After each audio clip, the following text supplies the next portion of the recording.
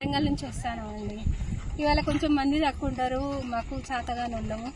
అందరం వస్తే కొంచెం మంచిగా ఉంటుందని వచ్చినందుకు. ఏ సౌకర్యాలు లేవండి. ఇన్ని కోట్లు అన్ని కోట్లు పెట్టి మేము అన్ని చేసినాము, ఇది చేసినాము అది చేసినాము. సరే పుణ్యాత్ములు శాంక్షన్ చేసిండ్రు, మంచిగా చేసిండ్రు అంటే అది బాగుంటది.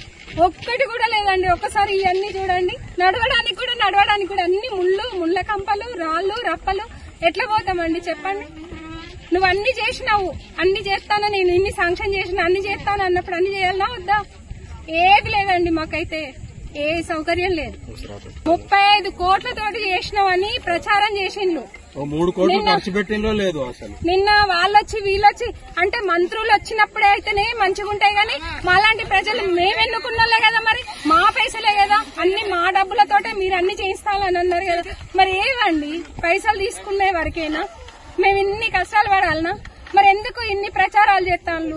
చెయ్యకండి. ఈ జనాలందరూ ఇక చూడండి ఎంత అవస్థలు పడతానో మేమందరము. మా కోసం పోసుకోవడానిక మీరు ఇన్ని ప్రచారాలు చేసేది? మా డబ్బులు తీసుకొని మీరు బాగుపడ్డాక